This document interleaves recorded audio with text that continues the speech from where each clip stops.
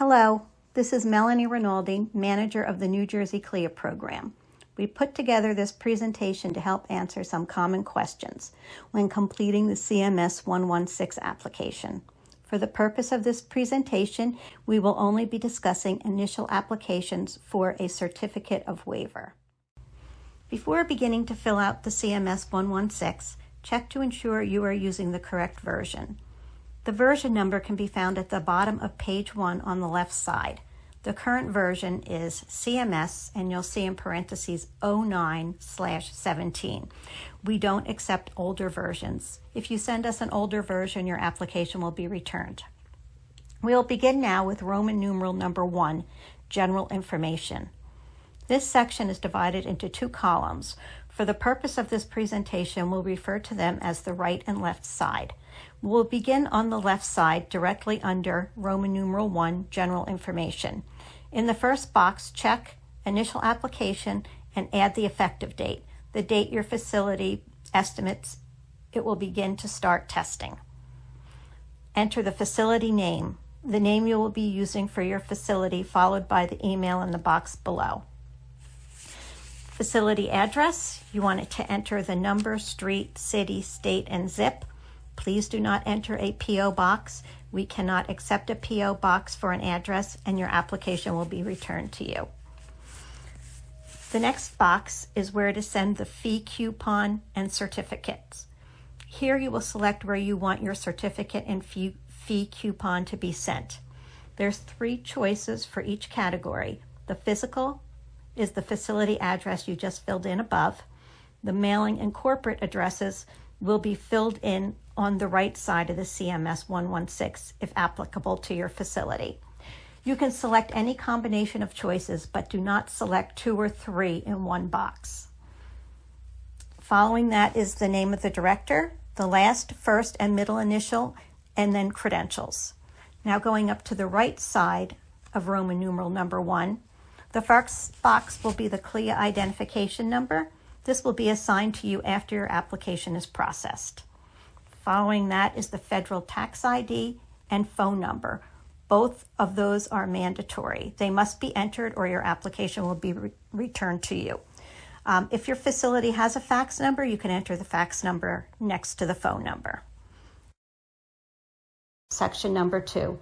This is the type of certificate. For this purpose, we are only going to select Certificate of Waiver. This allows you to perform only waive tests. Now on page 2, Roman numeral number 3 is the type of laboratory. Check the box that applies.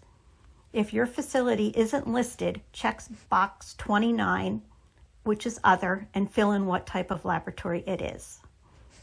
Roman numeral number 4, hours of laboratory testing. Enter the hours the laboratory will be processing specimens. If testing is going to be performed 24/7, check the box 24/7 above the Saturday box. Roman numeral number 5, multiple sites. If you are applying for multiple sites, you must meet one of the regulatory exceptions listed on the CMS-116. If you don't meet one of the regulatory exceptions, you're not eligible to apply for multiple sites.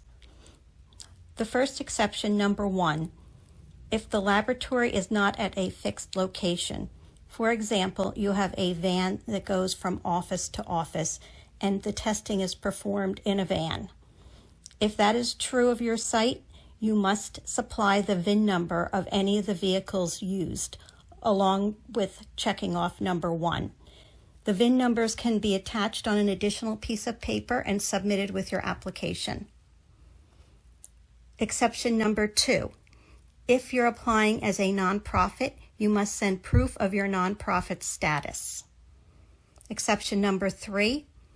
If this is a hospital with several laboratories under common direction, located within close proximity to each other, on the same physical location or street address, you are then eligible to apply for multiple sites. You must provide the number of sites and list them below, along what test is performed at each site. If you need additional room, you can attach the information to your application. If you can answer yes to any of the questions, then you can apply for multiple sites. On page 3, section 6, waived testing. This is the area that causes the majority of the confusion, and the majority of the applications that are returned because of errors in this section. In this section, you must list the specific wave test you will be performing along with the analyte test system or device you will use.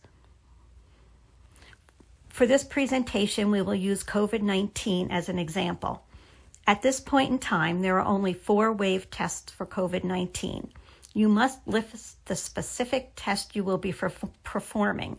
For example, COVID-19 POC PCR by XYZ manufacturers, or COVID-19 antigen testing by ABC manufacturers. That would be an example of the test you're performing and the test system or device you're going to be using. You cannot list all the wave COVID-19 tests available on the application. If you do, this will result in your application being returned. Put the name of the test your facility is able to acquire and the one you plan on using. This is true of any wave tests you want to use, whether it be a urine dipstick, a rapid strep. We need to know what test method you are using to perform that test to ensure that it is indeed wave testing.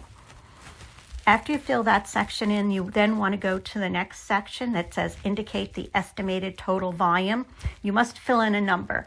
That is also under Roman numeral number 6. You have to put in a specific number. You can't put to be determined or I'm not sure yet. Any of this will result in your application being returned. Section Roman numeral number 7.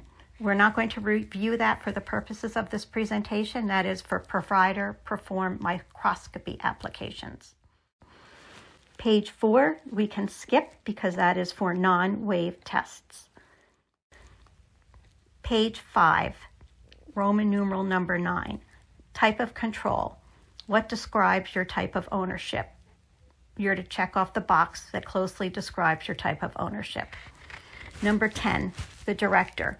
List any CLIA number and name of the laboratory of any additional labs your director will serve as a director for, if it is applicable. If it's not applicable, you just leave that section blank. The last section is to print the name of the owner or the laboratory director, followed by the owner or laboratory director's signature and date. We do not accept electronic signatures at this time, and any application not signed and dated will be returned.